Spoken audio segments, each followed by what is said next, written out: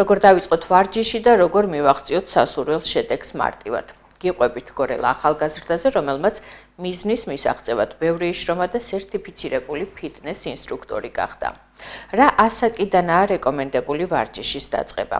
როგორ უნდა მოვიყვანოთ სხეული ფორმაში ტრავმების გარეშე? და ასევე რა ადგილი უკავია კვებას სპორტულ რუტინაში? ვანო მეზვრიშვილი თავად მოგვიყვება.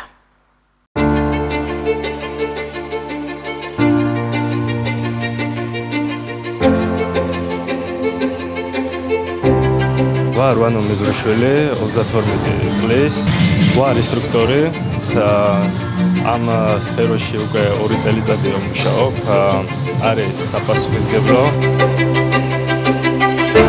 მაქვს შესაბამისი კურსები გავლილი, პერსონალური, ჯგუფური ვარჯიშები და რეაბილიტაციის კურსი ვარ სერტიფიცირებული. ჩემი ცხოვრების შემადგენელი ნაწილია ვარჯიში, იქიდან გამომდინარე, რომ წლებია უკვე ვარჯიშობდი სხვადასხვა წლებში ჭიდაობით ვიყავი დაკავებული, ახლა უკვე ამ სფეროში ვარ და მოკლედ მაქსიმალურად ვცდილობ, რომ კვირაში 4 დღე მაინც ვიყო დაკავებული.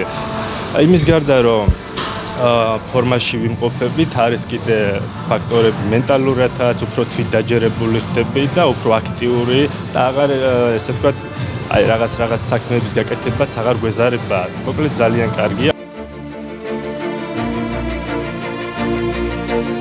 მოგეხსენებათ, რომ კუნთები იყოფა, ესე ვთქვათ, 3 ძირითად ეტაპად. ანუ არის დიდი ზომის კუნთები, საშუალო ზომის კუნთები და პატარა ზომის კუნთები. შესაბამისად, სამივე სჭირდება სხვადასხვა დატვირთვა, სხვადასხვა მიდგომა თავისი სწორი ვარჯიშით, კვების დაცვით და იდეალურია ძილის თემაც რომ დალაგებული იყოს, ადამიანს რომელსაც არ ვარჯიშია და დაიწყებს და ამ ყველაფერს მიაქცევს ყურადღებას, კვირაში 3 დღე თავისი დასვენების და აღდგენის საშუალებებსაც რომ მიაქცევს ყურადღება, 6 თვე არის ის პერიოდი, რომ შედეგი ნახოს.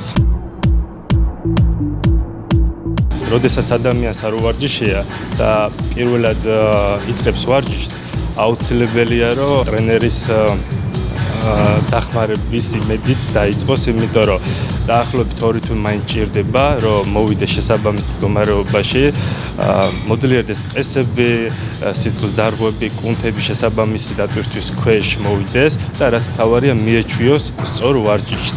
და აუცილებელია რომ დაიწყოს დაბალი წონებით. ეს ყველაფერი დაეხმარება შემდგომში, რომ უფრო განავითაროს, სწორად ჩამოაყალიბოს კუნთური მასა და რაიმე ტრავმები რო აიცილოს თავიდან.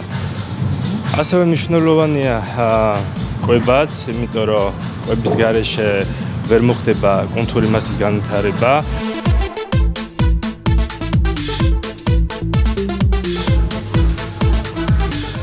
რაც შეეხება საკვებ დანამატებს, ესეც ერთ-ერთი მნიშვნელოვანია იქიდან გამომდინარე, რომ ხშირად არ გვაქვს იმისი დრო, რომ აი საკვებიდან მივიღოთ ის საჭირო ნუტრიენტები, ესე რომ ვთქვათ, შემადგენელი ნაწილები, ამიტომ საჭიროა ჭირდება კუნთს აღდგენითი საშუალება, ესე ვთქვათ, ზოგს მასის გაზრდა ჭირდება, ზოგს დაკლება ჭირდება და ეს პროტეინი და ეს დანამატები გვაძლევს იმის საშუალებას, რომ მივიღოთ. მთავარია სწორად გამოვიყენოთ, ყველას აქვს თავისი მიღების წესი და ეს უნდა იყოს სწორად, ისევე ტრენერის რეკომენდაციით და თავისთავად კარგი უკუჩვენებები არ აქვს, ოღონდ ეს უნდა იყოს ტრენერთან გავლილი ეს თემა.